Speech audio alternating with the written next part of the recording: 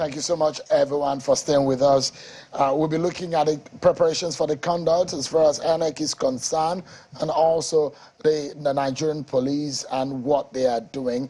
I'm being joined by the first public relations officer of the Nigerian Police Force, Mr. Muyiwa Adejobi. He joins us live here in our studio. Thank you so much for joining us tonight. Good evening, Shum. And we have the director of publicity and voter education with INEC, Mr. Victor Aluko. Thank you so much, Mr. Victor, for joining us thanks tonight. for having me. I appreciate both of you for coming. Yes. And I have Mr. Bulama Bukati, a security expert who will be joining us for virtually. Thank you so much, Mr. Bukati, for joining us tonight.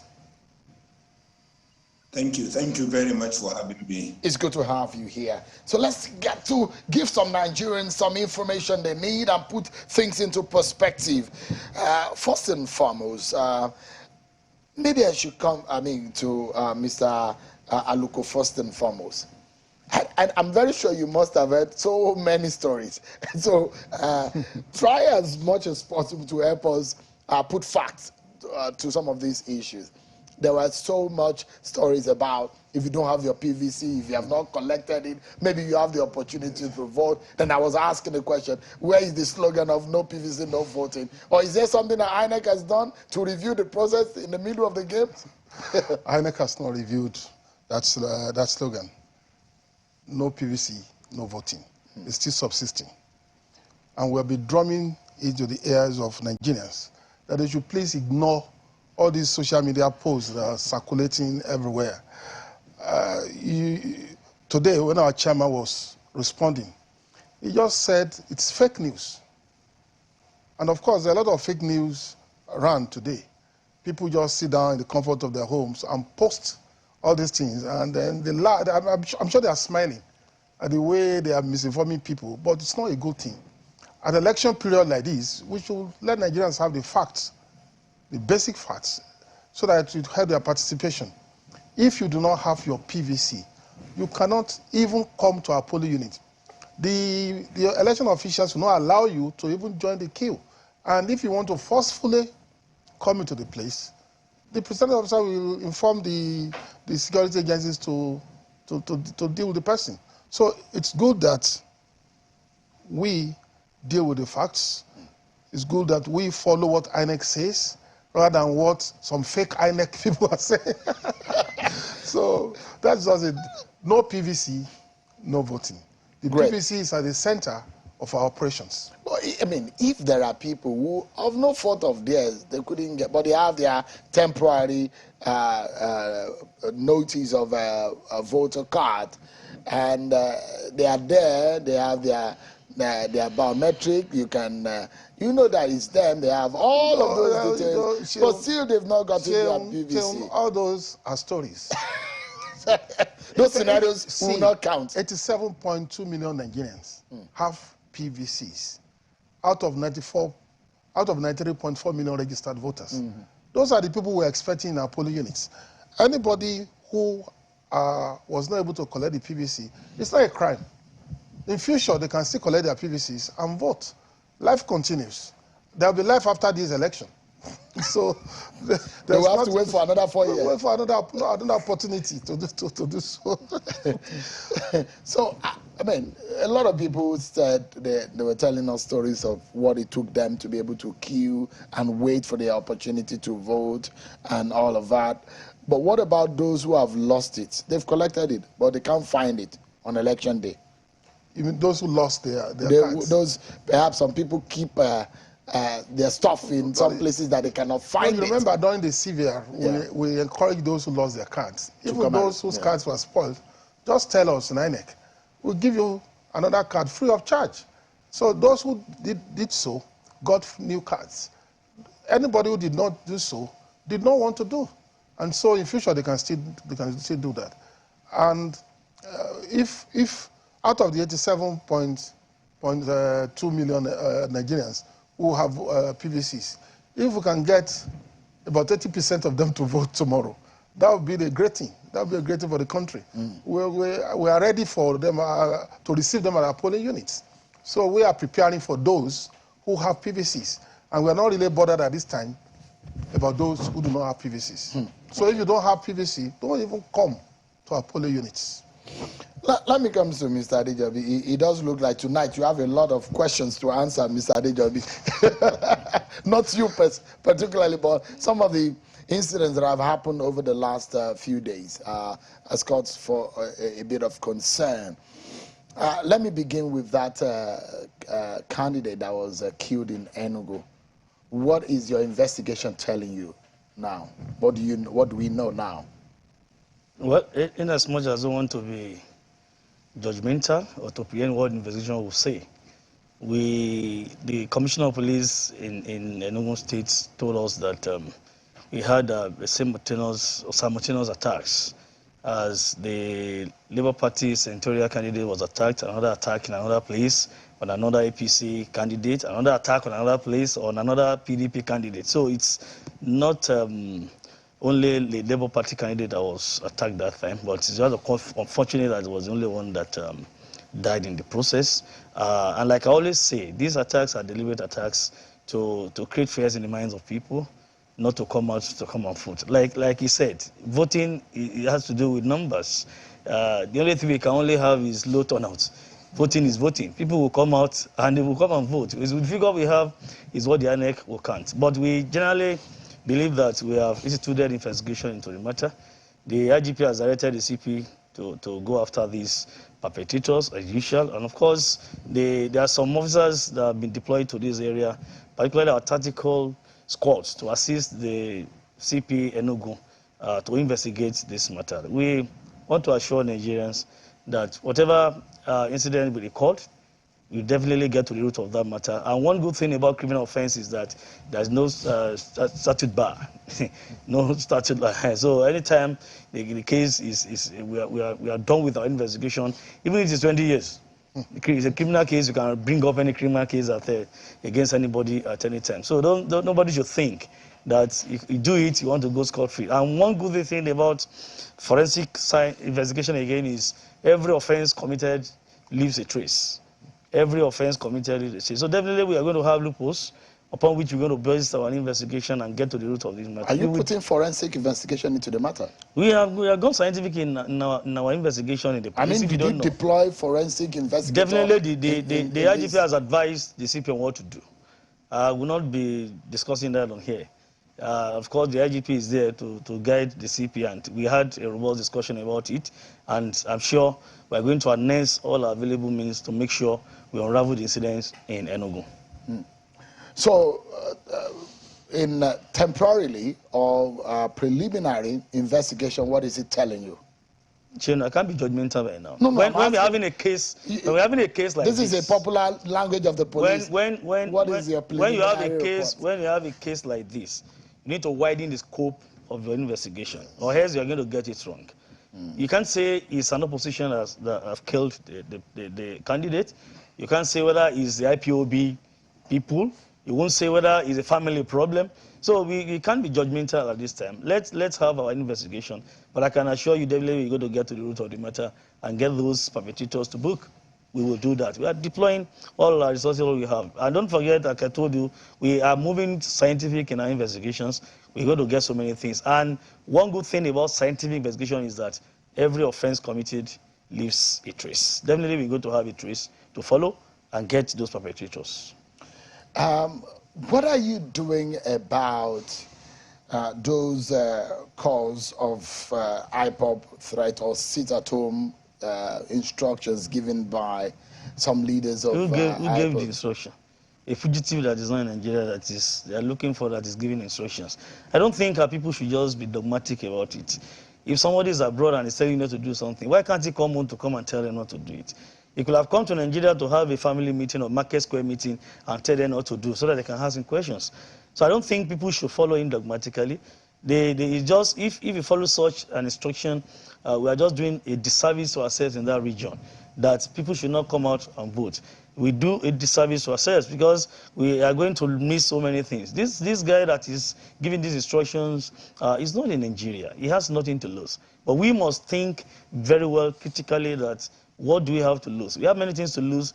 If you don't come out to vote, we have many things to lose. If we continue to kill ourselves, we have so many things to lose. Go to the region, you're going to see that the political, economic, social lives are not so okay again because of the fears, sit at home, no market, no this. And I still wonder, I can't just suppose the rationale behind people clamoring for liberty, clamoring for something, yet you kill yourselves. You kill one another, the same father, the same mother. And I don't want to subscribe to the fact that this is an act of insecurity, but rather reflection of wrong and destructive ideologies some of them have imbibed in the past. And it's affecting us in that region. Is the police prepared for, specifically, do you have a specific operational strategy in the Southeast region?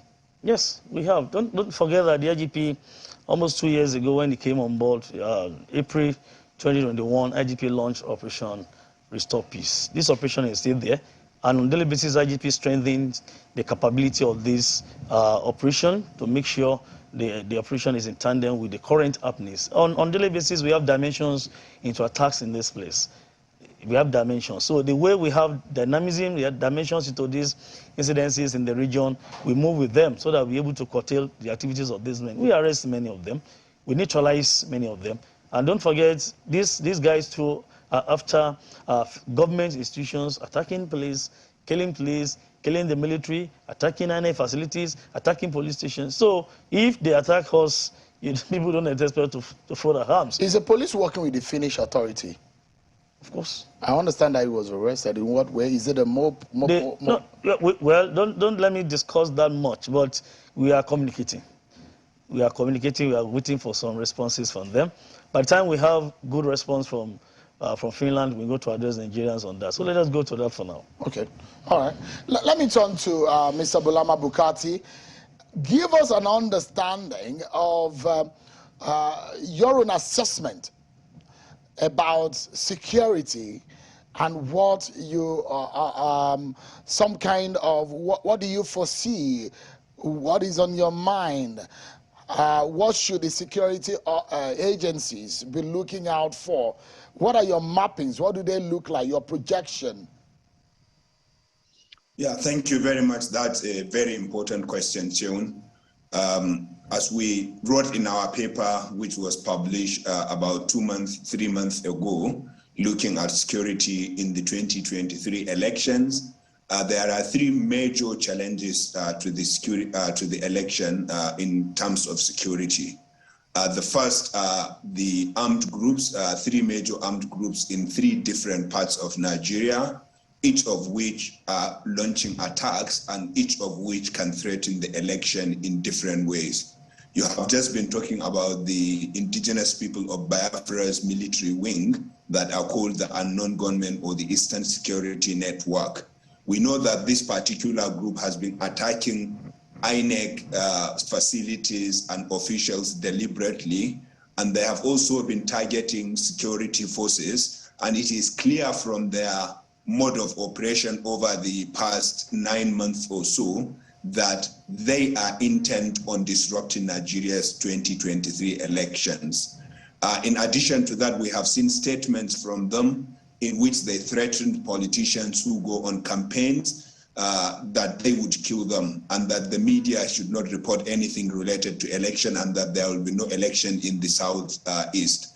Now, and that's why they are considered as one of the likely culprits for the incident you were just talking about, the killing of Oyibo Uche.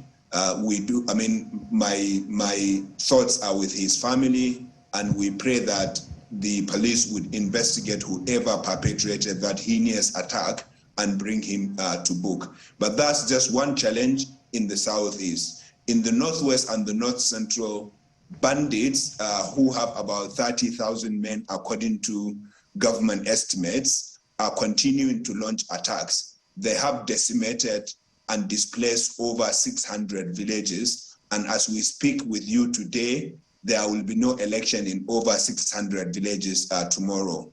This is most unfortunate.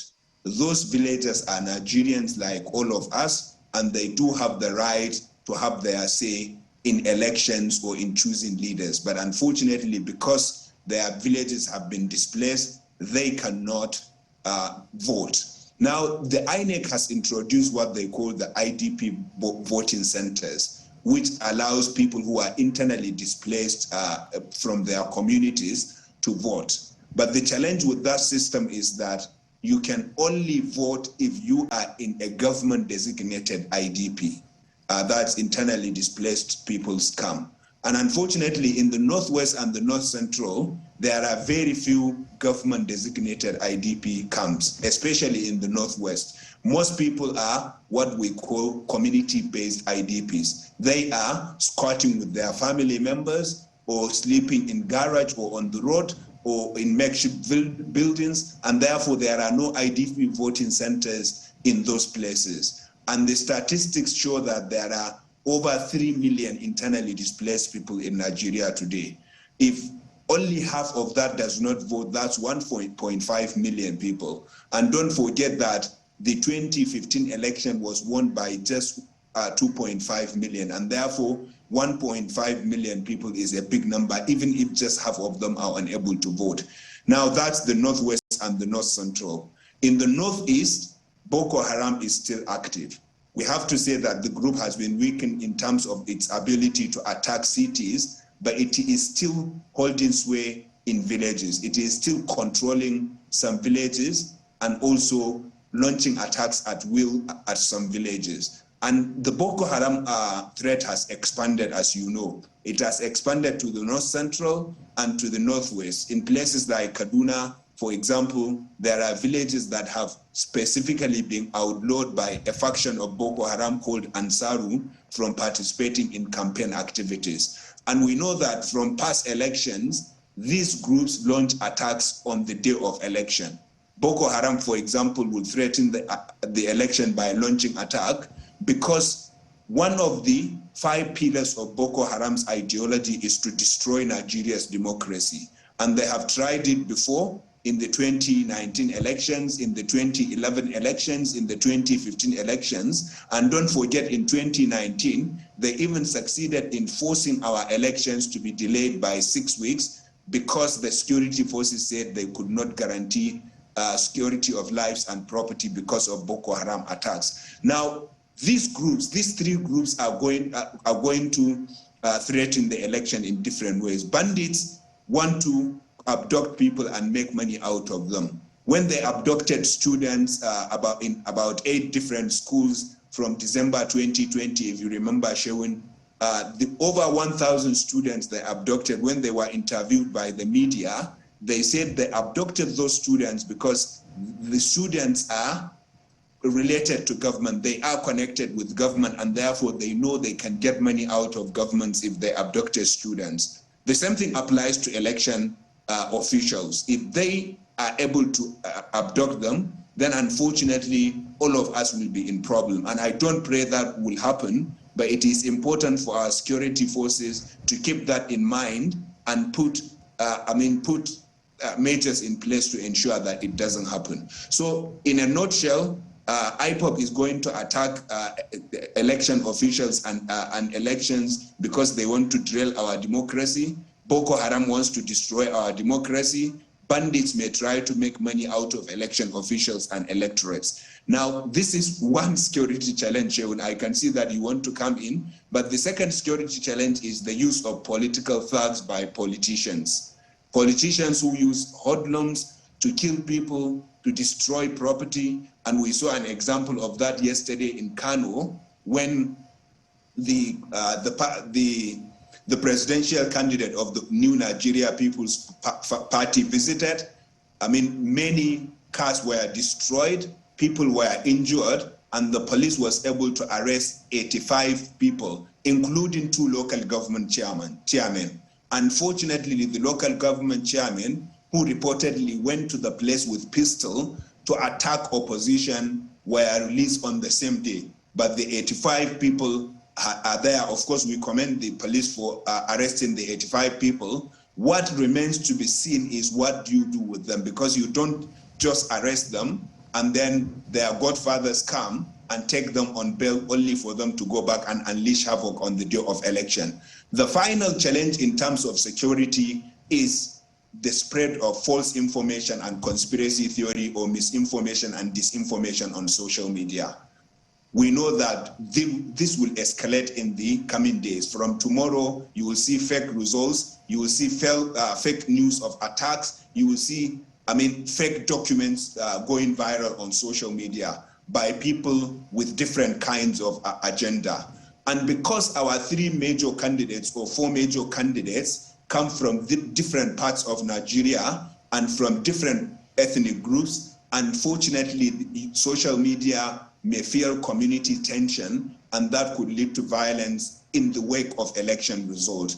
Just one thing to remember is that in the 2011 election, 800 Nigerians were killed when the results were announced because some people were not happy. 65,000 Nigerians were displaced, and property worth billions of naira was destroyed as a result of post-election violence.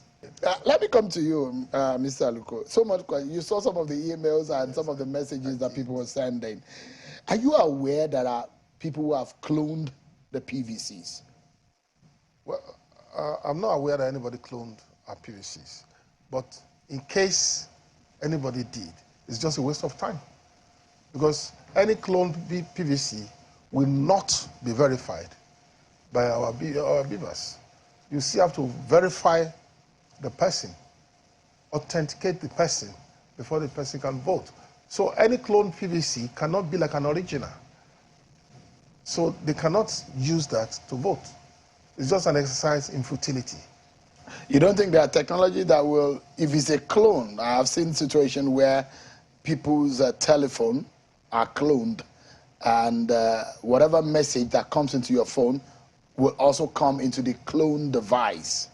And there are people that have told me that they have someone who has at least 2 or 3 PVC, same information, same color, same design. You can almost not be able to identify the difference. I wish we can know that person so that the Public Relations Officer of Nigerian Police can easily order that person be arrested. But this scenario, and this case that I heard, and I saw one copy of the PVC, and the person said there is another copy of the PVC in Lagos, and in fact, they had called him for the delivery of a third one. So the question is, if there are possibilities of that, the person is not the one cloning it, but he's being called to come and collect it. Is it possible that INEC make a double printing or production of PVCs? No, we don't. We don't print 2 PVCs for one person. Why? That would be a waste of money, taxpayers' money. We print 1 PVC per person. But I'm telling you again that if anybody does that in terms of cloning, it's a waste of time. No clone PVC can work with our BIVAS machine. Original is original. So let me warn that if anybody attempts it, the person will be wasting his time and his money. The BIVAS is designed to recognize the INEC PVC. So let's just put it at that. For this election, 87.2 million PVCs issued by INEC are expected at our polling units nationwide. And if people present any of these 7.2 million PVCs, our equipment will read them and read them correctly. I'll show you. Have you played up possible scenarios of what politicians or those who are trying to sabotage or, circumvent the process could do? We know that there are negative people across the whole place who can, out of desperation, want to do some funny things. But we keep telling them that it will not, such things will not yield any fruits. It will not yield anything good for them, because of what use will it be for any candidate or any politician to be looking for how to clone cards when the person can campaign, can reach out to supporters, can reach out to voters with his or her programs to attract votes. I think that's what people should focus on. Nobody should think about how to go through the back door, cloning this or cloning that. It will not just work. On election day, we are deploying BIVAS to all the 176,606 polling units where we are conducting elections. And so all the BIVAS were manufactured in the same place with the same software. And so no clone thing can enter anyone, whether the BIVAS is in Kano or the BIVAS is in Delta. It's the same technology. So no clone PVC can enter. And I don't really believe that people will clone PVCs anyway, because it's just a high level of deviance, you know, and I don't think anybody should do that. Well, if anybody wants to do something at all means, they go all out to get it done. I'm wondering what happened to the uncollected PVCs and how safe they are. I mean, drainages and sewages are now the new homes of PVCs. A hunter or some hunters in Inewi found PVCs in, they dug it up in Inewi. And the fear is whether or not people are able to use these PVCs that are lying in sewages and in forests in Inewi or any other part of the country for election. Well, we saw that news item on the social media about a hunter discovering PVCs in the forest. I think hunters should be discovering rabbits and antelopes and not PVCs. No, that's just in the lighter mode. For us as INEC, PVCs are either in the hands of the owners, that is people who have collected, or in our offices, that is those that have not been collected. Two locations. PVCs are not meant to be in forests or in drainages. And so we don't bother ourselves about all that. So that's the question. We are focused. Do you have those PVCs in safekeeping because of the ones that are not collected? Our belief is that the 87.2 million PVCs that we have given out are in the hands of the owners.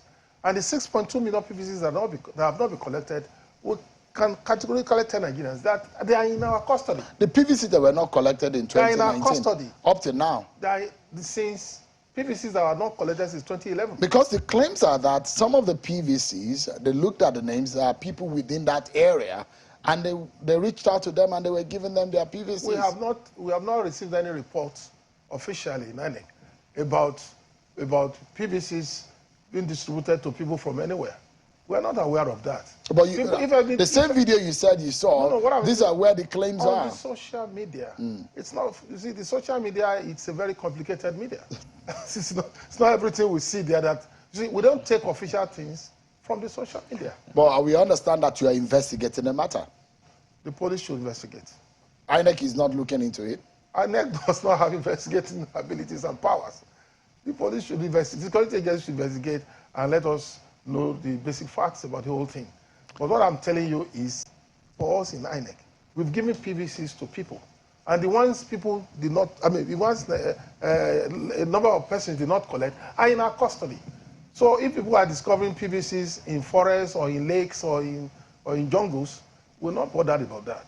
We are bothered about what people are going to do with PVCs tomorrow, which is election day. And we are calling on Nigerians who have PVCs to please come to our polling units and vote for their leaders. That's what we are focusing on.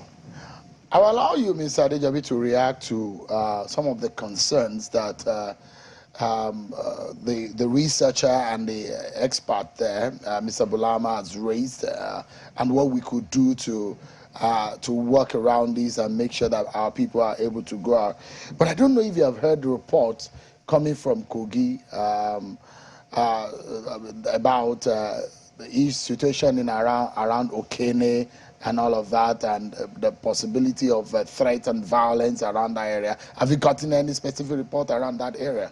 Well, the IGP reacted to some questions raised today at the press briefing, and somebody actually raised that question concerning Kogi, and IGP addressed it that way. There was a case of arson reported, and that one, we have it on record and we are looking into that. Other issues that were raised, we are not aware of some of the issues that in some areas, some people blocked certain places and police escorted them to there. Later, some soldiers escorted them to this.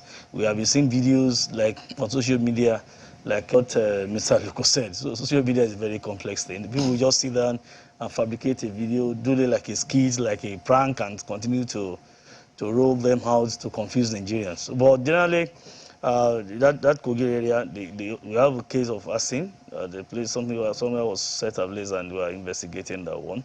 We have a desk, our desk officers across the country. That's electoral offences desk officers who are incidentally the assistant commissioners of police in charge of our CIDs.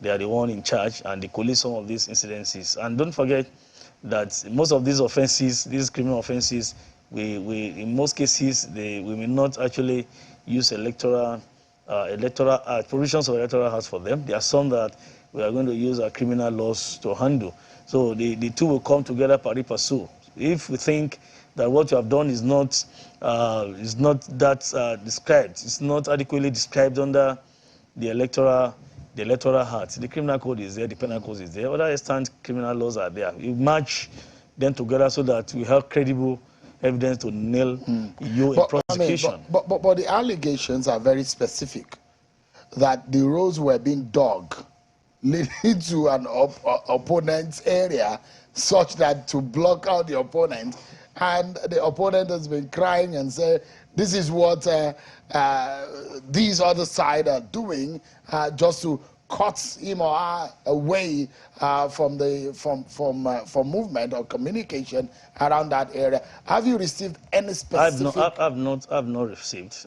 Perhaps maybe after the program we find out from the city. But I have not received, and I received quite a lot. Reps on a regular basis. I'm on the platform. I receive reps on a regular basis. But is it possible in these kind of areas that you are able to deploy specifically? Because if roads are being dug to block access, I mean, no, it's not. If that is true, it's not proper. It can trigger issues. It can trigger crises, and we will not allow that to happen. So we need to find out from Kogi Command. We need to find out from Kogi Command. We have not received that report. But there is nothing wrong if you find out from the CPA in Kogi, and possibly, if it is true, we need to look into that holistically.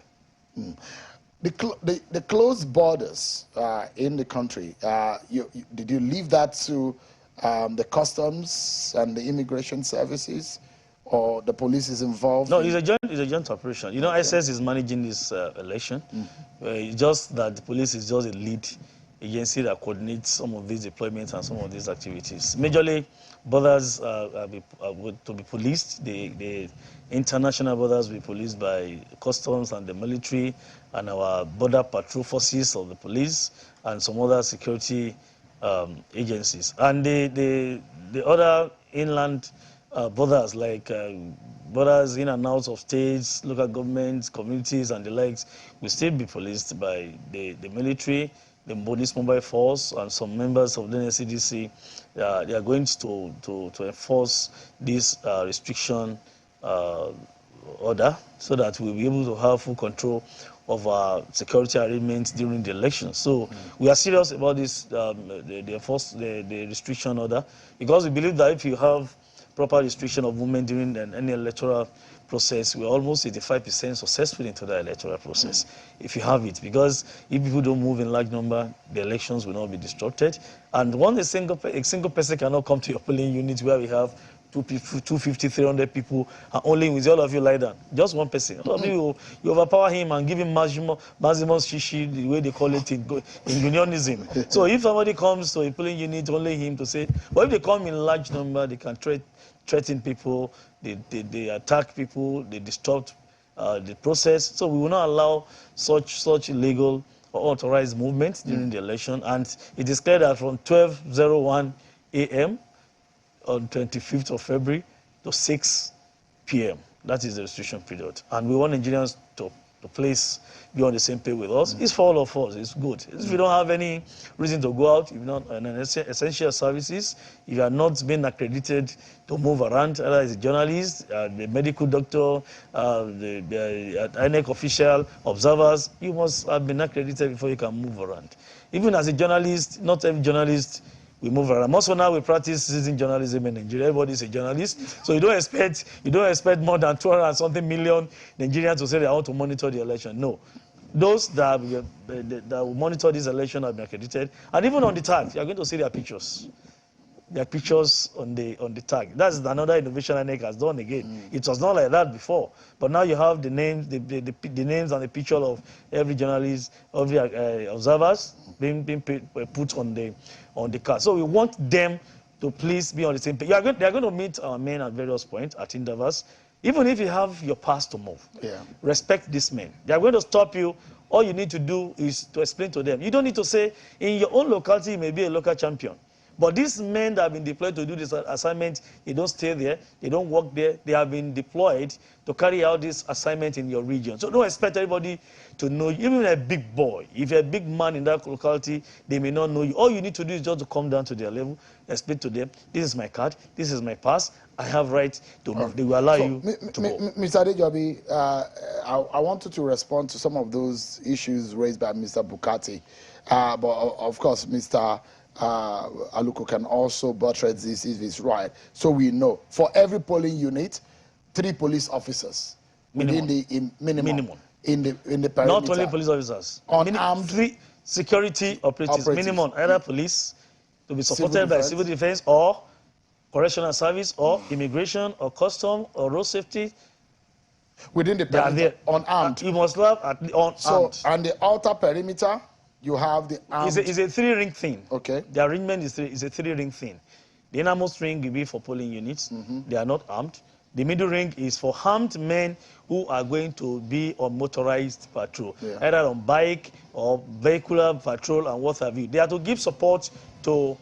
They are to give support to the men at the polling unit who are not armed. Then the outermost ring will be for restriction of movement, who are going to block in and out of various states, communities, and local governments. They are military men, and they are mobile men, and some armed, the armed corps of the NSCDC will assist them to do that and to fortify those areas. So we have this 3-ring, and the 3-ring are perfect. We have worked, we have used the 3-ring system in Anambra, successful, in Osun, Ekiti, even Ondo. Even in Kogi, the last election in Kogi, it was fantastic. So we are going to repeat them, and they are working for us. There is no police officer that is supposed to be dressed in any special uniform or armband or any insignia or whatsoever. Is it normal? Well, do you have designated? We have various uniforms. Generally, all conventional men, PMF, operational men are going to be on camo. We have special forces men that are going to be deployed. Their attire is different from this. They may not be on camo, but you know the way special forces operatives dress. But you know these are police operatives, special forces police operatives. Then our plainclothes men. They're everywhere because some of them have been deployed to assist EFCC as per issue of vote buying and what have you. Because plainclothes officers are being deployed to do that and to gather intelligence. We have various units, and of course our pilots are going, you know, the pilot dress in another way. In case you see them, we have deployed 6 choppers to move around across the country when the elections last, and our marine officers too. So we have various, but generally we have to be on this camouflage uniform. Okay. Generally. So I'd like you to respond to me. I'll go to Mr. Bukati in just a moment, and there is a mail that I would like Mr. Aluko to respond to. One of our viewers is concerned about his predicament. He has 1 leg in Delta and 1 leg in Lagos, and 1 PVC, old PVC, new PVC has not arrived. I'll allow Mr. Aluko to answer to that just in a moment. But please, we'll come to it in a moment. Just drop the email for a moment. I'd like you to respond to what Mr. Bukati, some of the issues Mr. Bukati raised. Well, I listened to him. He made analysis of possible threats to the electoral process. And about 3, he mentioned about 2 or 3 regions. The southeastern part, that one is a notorious fact. And then the northwest and north central, banditry. Southeast is IPOB and ASN. And of course, the issue of thuggery, generally political thuggery, and fake news. These are the things he raised. And the IGP too mentioned this when he was actually briefing the Council of State recently. And at every moment, every forum the IGP had, he was always referring to some of the possible threats we'll have during this election. We are not unaware of all this, and we have done what we should. On a political target, you agree with me that even he confirmed that we arrested some people in Kano. We've been arresting people. And for even Shagamu case, at times we are having different perceptions and different versions of what happened in Shagamu, that people went to attack banks. Some are saying it's politically motivated. Whatever it is, we have suspects. We have arrested in all of these areas where we have recorded some of the incidences. We are profiling them, and we will do the needful as I went. So political thuggery is not a new thing. We know how to handle them. And of course, the banditry, we have tried enough in many areas to liberate some of our communities that have been affected.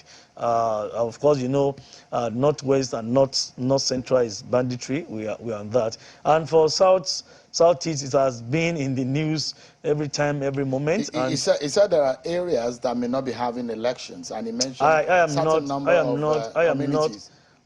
aware of that. I know that I think there are two. Well, government in northeast is in a Borno that they may not have election in those two local, but I've made provisions for them to vote. But I think INEC should be able to clarify that. But I'm not aware that we have 600 communities that will not vote. I'm not sure. Are you aware? Because the analysis from Mr. Bukati is that these are communities that, because of the peculiarity of the security situation in those areas, elections might not hold in those areas. I'm hearing that for the first time. So I can say we're not aware of that. Because if actually we are aware of that, it will have featured in the addresses of our leadership, in the messages for our leadership to stakeholders. And I've not heard about that. So, all right. Let me bring back Mr. Bukati into the conversation. Mr. Bukati, in fact, I'd like you to respond to the reactions to what your position earlier. But there is another one that I love you to speak on. Is what a senior advocate of Nigeria, Mr. Femi Falana, is saying. Is asking President Buhari not to allow the armed forces in the conduct of the election. He said, according to him, quote, instead of terrorizing voters, armed soldiers should be confined to their barracks and put on the alert. Since the federal government has restricted the movement of people throughout the country, the police and anti-graft agencies and paramilitary forces should be deployed by the IG of police to maintain law and order during the 2023 general election. President Buhari should be reminded of the cautionary words of the Court of Appeal in Yusuf versus Obasanjo, that it is up to the police to protect our nascent democracy and not the military. Otherwise, democracy might be wittingly or unwittingly militarized. This is not what the citizenry bargained for in wresting power from the military in 1999. How do you see that statement, considering the security situation which you described earlier? I mean, these are three very important points. Femi Falana and my two co-panelists, I will take them one after the other. I think what Femi Falana, and I do respect him very much, what he says is what should have happened in an ideal society, in a normal environment. But where you have horrific, brutal, repugnant criminals killing innocent Nigerians all over the country, you cannot say the military does not have a role to play in securing the elections. And so I am also a lawyer. I am qualified in Nigeria. I am qualified in the United Kingdom, and I have studied the law he is talking about. I think the way to balance the equation and to make the role of the military not to affect election or terrorize voters is for the military to be deployed to areas that are outside election units, so that they would be able to secure the parameters, maybe outside cities and towns where there are big threats, so that they are able to secure. But if you confine them in barracks, like the senior advocate advocated for, I think you are going to do a big disservice to Nigeria, because you are going to be wasting resources that should be used in securing the election. We know that these three main armed groups will each target election officials and electorates if they get the opportunity. And therefore, it is important for us to use our military. And I am also one of the advocates shown of not militarizing or securitizing our elections. But these are abnormal situations. These are exceptional circumstances. And there are ways in which we can work with the military and the police without violating our laws, and that is by not deploying the military or armed police to the polling units, but to deploy them outside the parameters of those areas so they would be able to both secure and protect voters, but also INEC officials and other officials. I think that's very important. We shouldn't be too idealistic about this issue. On the question of the police arresting thugs, I completely agree with the PPRO of the police. They have made arrests.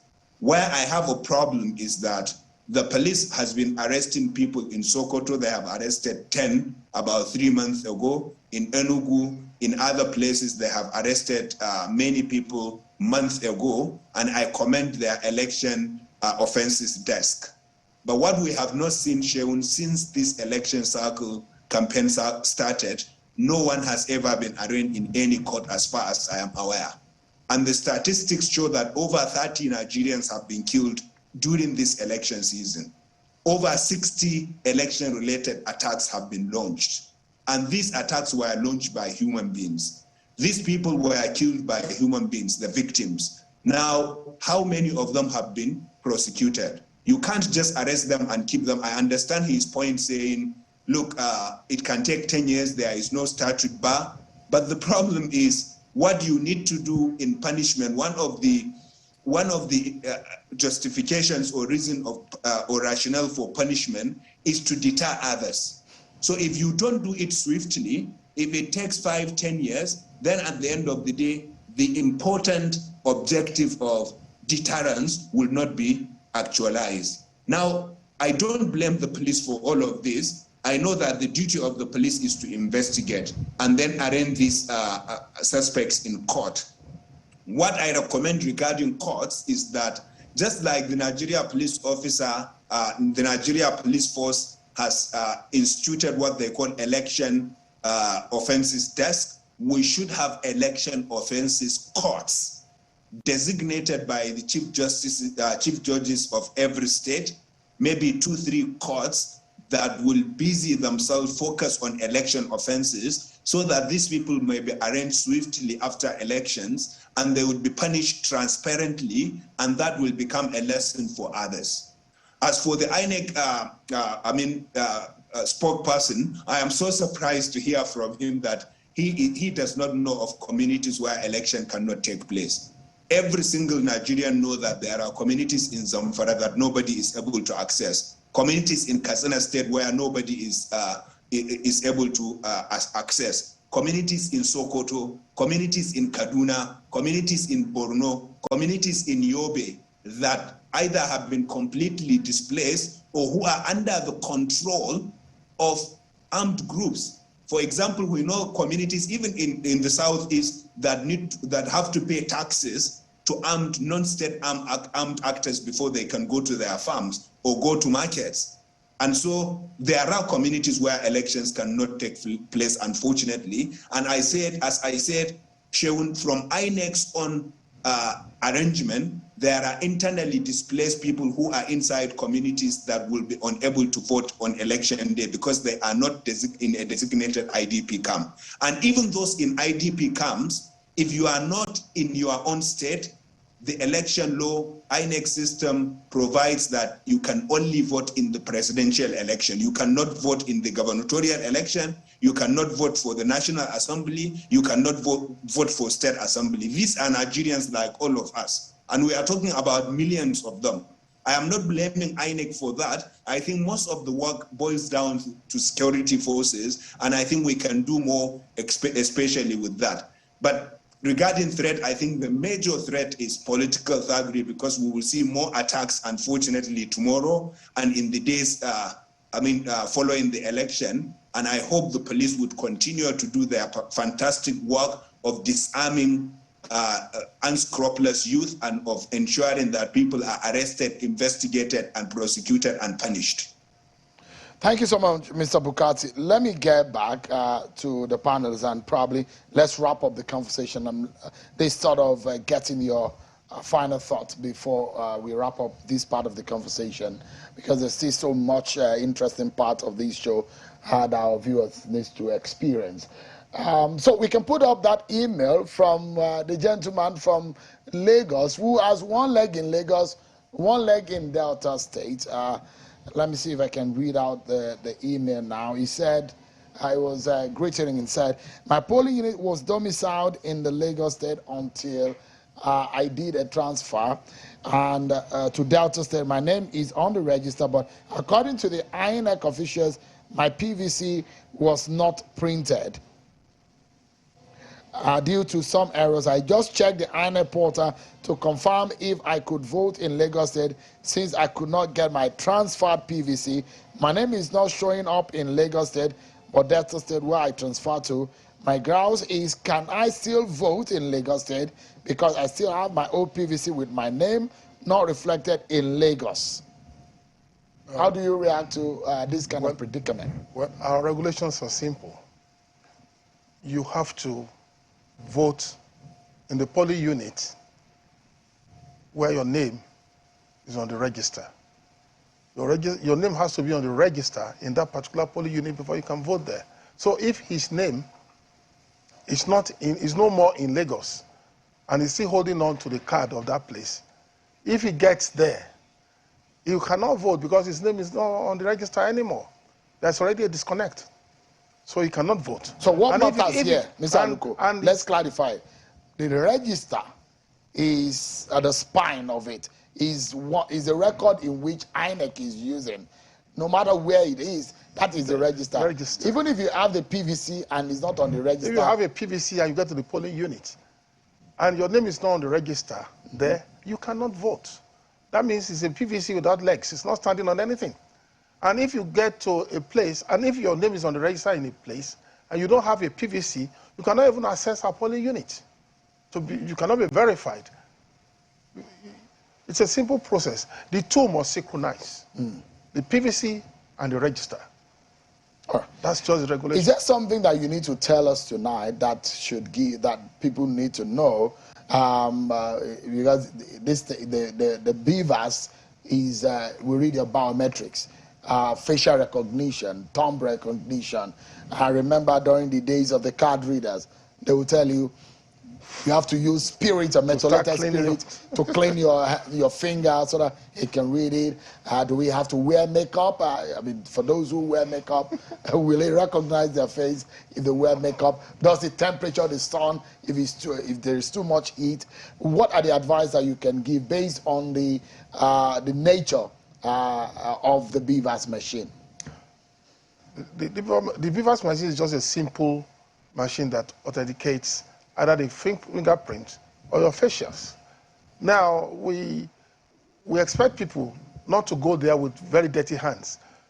You know, you cannot have dirt on your hands. You start going to put your fingerprint on any device, whether it's in the bank or it's an INEC polling unit. Naturally, your fingers should be clean. And when you put your finger, we expect that your fingerprint should be authenticated. Would you provide us with methylated spirit? Or we should have our hands clean before we come? We should find a way of cleaning it first. Methylated spirits are not part of our electoral materials. But what we are saying is... And that's going to be a lot of procurement now. What we are saying is we expect your fingerprint to be easily authenticated. And in case that one does not happen, we use your face. Okay. And what we are saying is where we try the two, and yet it doesn't work. The BIVAS machine rejects you, we'll tell you to please go home. Wow. You cannot vote. Even with your PVC, the almighty PVC. The PVC gives you access. But then, the BIVAS will not do the authentication. If you cannot pass the test of the BIVAS, you cannot proceed further. Okay. All right. Your final word tonight, Mr. Adejobi. Well, we are going to have elections tomorrow. In fair hours to this time, we're going to commence.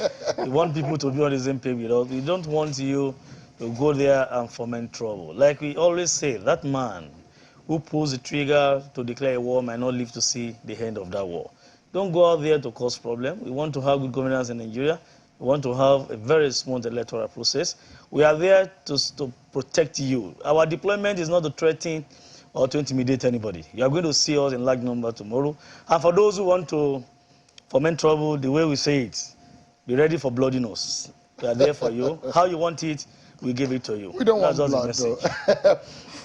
But is there a short code? There is 911 in some countries, but in Nigeria, is there a generalized national no. short We are code still for working with security? NCC to get the short code for Nigeria. You still don't have we are still it. but you have the long code. We have a long code that is toll free anyway. Okay. It's Can free you- to all can you tell Nigeria. us?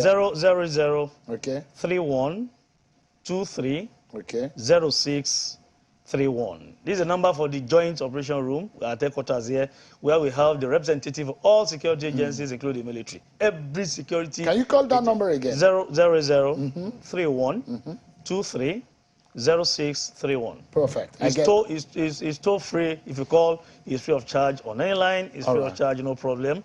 Call them if there's any problem. They're going to attend to you. Not that people should start testing it now, but most of our numbers, distress call numbers, they're on the police website www.npf.gov.ng. www. And I see that you are very active on social media, so people can also. Prince Moye one is my Twitter handle, and of course at PoliticsNG, that is the official handle. At PoliticsNG on Twitter, you can follow us. You go to we pinned some of these tweets, and information are there for you. Thank you. All right, Mr. Aluko, your final word. It's also good for Nigerians to know that INEC has a short code. Okay, great. Yes. What is 4632. Oh, 46. On election day, that is tomorrow. 463. If anybody calls 4632 from the field, it takes you to INEC Citizens Contact Center. You have written the police right in our situation room. Okay. You can report incidents. You can tell us what is happening. You can ask for clarifications. And of course, you get to the heart of our situation room, where the INEC chairman and his commissioners and all the directors will be. And we'll be able to give you answers. Is it toll-free? Whether it's toll-free? Yeah. Well, I cannot give you that assurance. The subscriber or the caller will bear the cost. Mr. Bukati, your final word? Sure. I have 3 final words. Number 1 is to call on Nigerians to stay calm and to exercise their rights peacefully. Elections are taking place all over the world, and there is nowhere where election becomes like a war except in Nigeria. Not even in Europe, in Kenya, even in Niger, which is our neighbor, elections are done peacefully and no one is killed. Unfortunately, in Nigeria, the average is that over 100 people are killed every election season. We must stop that. We must exercise our right peacefully. Number 2, we must report any suspicious activity. The police has given us their number. The INEC has given us their number. Please report anything you see around you that is suspicious. My second call is to the police. I hope and pray the police would continue to stay an independent umpire, to do their job professionally, and to not be side with any political party or any individual. That's very important because in reports of past elections, for example, in Kano, the EU election observation mission, reported that in the inconclusive elections in Kano, there was a lot of violence by one of the parties, and police officers and security agencies did not do anything to stop that. I hope they would continue to be professional and be proactive and to arrest people who are there to foment trouble. Finally, INEC, the police, all of us Nigerians should keep an eye on fake information and conspiracy theories, because we know many of them will be created, they will go viral. And in particular, the media, I know Channels TV is doing a great job in calling out fake information. Other newspapers and radio are also doing that. Please, let's continue to expose false information and conspiracy theories so that they don't lead to violence. Let's expose them as soon as we see them. My good friend Bulama, thank you so much indeed for your thoughts today. But again, we'll get hold of you tomorrow because we need to discuss about the elections and also look at how the process is going. Thank you so much for your thought. I must sincerely thank you also, Mr. Victor Aluko, the Director of Voter Education and Publicity with INEC, and Mr. Muyiwa Adejobi, the first public PRO of the Nigerian Police Force. Thank you so much indeed. I think for I should coming. give you a copy of this. Please, absolutely. Code of conduct of our men on the field for Mr. Bulama to know we have trained them. They are going to be a political, professional, and of course, we do the needful on the field. It's for everybody. They have. I'm going to give you one as a lawyer, Shion. You deserve one. No, I've written stolen from my office, but I give you openly here. Thank you so much. So and I can discharge you, can discharge without me bail.